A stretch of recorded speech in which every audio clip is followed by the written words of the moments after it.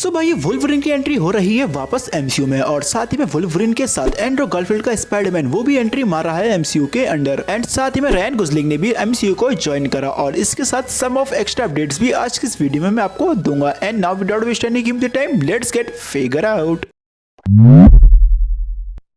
सो update का सिलसिला start करते हैं रायन गोसलिंग से। और अगर आप रायन गोसलिंग को नहीं जानते तो मैं आपको बताना चाहूंगा कि रायन गोसलिंग हॉलीवुड के काफी बड़े जाने माने एक्टर हैं, आई मीन हस्ती हैं, एक्टर है जो भी कह दो। और अब अपडेट निकल कर आई है कि रायन गोसलिंग ने एमसीयू को ज्वाइन करा है, बट अभी ये क्लियर नहीं है कि रायन गोसलिंग एमसीयू में कौन सी मूवी का हिस्सा रहेंगे या एमसीयू के कौन से कैरेक्टर का रोल पोर्ट्रेट करेंगे। But according to giant freaking Robert, इन सज्जनों का कहना है कि रायन गोसलिंग एमसीयू में रिचर्ड राइडर एके नोवा का रोल प्ले कर सकते हैं। और जायंट फ्रीकिंग रॉबर्ट के इस क्लेम पे आप यकीन कर सकते हैं क्योंकि जायंट फ्रीकिंग रॉबर्ट ऐसे क्लेम अक्सर करते रहते हैं जो आगे जाके कंफर्म भी हो जाते हैं, तो इस पे हम विश्वास कर सकते हैं। और साथ ही में हाल ही में भी नोवा प्रोजेक्ट कंफर्म हुआ है जिसकी खैर अभी कास्टिंग तो कंफर्म नहीं करी गई है, बट मून नाइट के जो राइटर हैं शाबिर पिरज़ादा वो इन्वॉल्व है नोवा प्रोजेक्ट के साथ। और नोवा प्रोजेक्ट कहा जा रहा है कि हमें नेक्स्ट ईयर देखने को मिलेगा। और अभी हाल ही में एक और डिज्नी प्लस की सीरीज कंफर्म हुई अपनी डेयरडेविल, जिसकी कंफर्मेशन होने के बाद सच में डेयरडेविल फैंस की ना निकल पड़ी थी और मेरी भी निकल पड़ी थी क्योंकि मैं भी डेयरडेविल के ट्रू डाई हार्ट फैन हूँ। और अब अपडेट निकल कर आई है कि डेयरडेविल सीरीज में हमें जेसिका जोन्स भी नजर आएगी। जी हाँ, जेसिका जोन्स हमें डेयरडेविल सीरीज में नजर आएंगी, जो डेयरडेविल सीरीज हमें डिज्नी प्लस पे देखने को मिलेगी, जिसकी खैर अभी रिलीजिंग डेट तो कंफर्म नहीं हुई है, बट नेक्स्ट ईयर ही मान के चलना जब भी आएगी। और इस अपडेट को कवर करा है माई टाइम टू शाइन वालों ने। Guardians of the Galaxy volume 3 and इस मूवी की एक सैड अपडेट निकल कर आई है जो खुद इस मूवी के डायरेक्टर जेम्स गन ने दी है। एंड जेम्स गन ने कंफर्म करा है कि Guardians of the Galaxy volume 3 Drax की लास्ट मूवी होगी। और साथ ही में जेम्स गन ने ये भी कंफर्म करा है कि गार्डियंस ऑफ द गैलेक्सी का जो ग्रुप है इस मूवी के साथ एंड हो जाएगा। तो भाई जब अगले साल इस मूवी को देखने जाओ तो साथ में रुमाल ले जाना, काम आएंगे।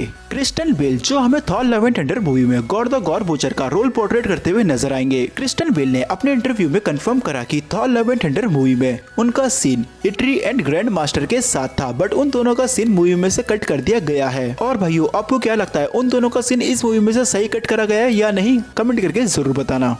सो भाई रूमर उड़ रहे हैं कि एंड्रू गारफील्ड ने एमसीयू के साथ मल्टीपल प्रोजेक्ट साइन करे हैं। जिस तरीके से स्पाइडरमैन नो वे होम के बाद फैंस की डिमांड लिटरली काफी ज्यादा बढ़ गई थी कि एंड्रू गारफील्ड वाले स्पाइडरमैन को वापस लाया जाए, जहां एंड्रू गारफील्ड भी ट्विटर पे काफी ज्यादा ट्रेंड रहे थे फैंस की बदौलत। तो ऐसे में हम इस रूमर पे यकीन कर सकते हैं कि एंड्रू गारफील्ड हमें एमसीयू के फ्यूचर प्रोजेक्ट में नजर आएंगे। और एक तरीके से यकीन हम इसलिए भी कर सकते हैं कि अगर आपको पता होगा कि थोड़ा सा अगर आपके एमसीयू की अपडेट्स पे ध्यान रहता होगा तो आपको पता होगा कि शायद एमसीयू का जो नेक्स्ट बड़ा इवेंट होगा वो सीक्रेट वॉर होगा। तो ऐसे में अगर सीक्रेट वॉर इवेंट एमसीयू के अंदर घटता है तो ऐसे में उन्हें एक से ज्यादा 2 स्पाइडर्स या 3 स्पाइडर्स की जरूरत पड़ेगी, क्योंकि सीक्रेट वॉर की स्टोरी ही कुछ ऐसी थी। एंड साथ ही में हमारे केविन फाइगी मार्वल स्टूडियो के बॉस, और केविन फाइगी ने मार्वल फैंस को भी हिंट कराया कि upcoming San Diego Comic Con के इवेंट में वो लिटरली काफी कुछ रिवील करने वाले हैं, जहां हमें शायद फेज 5 का भी स्लेट देखने को मिल जाए। और साथ ही में उन्होंने फैंस को इस तरीके से भी टीज करा था कि 2022 के सैन डिएगो कॉमिक कॉन के इवेंट में वो जो भी कुछ रिवील करने वाले हैं उसके कुछ हिंट फैंस को रूमर्स एंड अपडेट्स के थ्रू मिल चुके हैं। तो ऐसे में अगर देखा जाए तो एंड्रू गारफील्ड से भी रिलेटिव शायद कुछ रिवील हो जाए सैन डिएगो कॉमिक कॉन के इवेंट में। बट इससे एक सवाल और निकल कर आता है, अगर मार्वल स्टूडियो अपने फ्यूचर प्रोजेक्ट में एंड्रू गारफील्ड वाले स्पाइडरमैन को यूज करना चाहता है तो क्या सोनी एंड मार्वल की डील अब भी बरकरार है या नहीं, क्योंकि अगर सोनी एंड मार्वल की डील बरकरार नहीं होगी तो मार्वल स्पाइडरमैन को छू भी नहीं सकता। और अगर मैं क्लियर बोलूं, अभी ऐसी कोई भी ऑफिशियल कंफर्मेशन निकल कर नहीं आई है जिससे ये कंफर्म हो कि सोनी एंड मार्वल की डील अभी बरकरार है। बट एमी पास्कल उन्होंने फैंस को टीज कराया कि सोनी एंड मार्वल की जो डील है वो अब भी बरकरार है, जो शायद स्पाइडरमैन 4 मूवी तक चले। तो ऐसे में हम यकीन कर सकते हैं कि एमसीयू के फ्यूचर प्रोजेक्ट में हमें एंड्रू गारफील्ड वाला स्पाइडरमैन दिख जाए।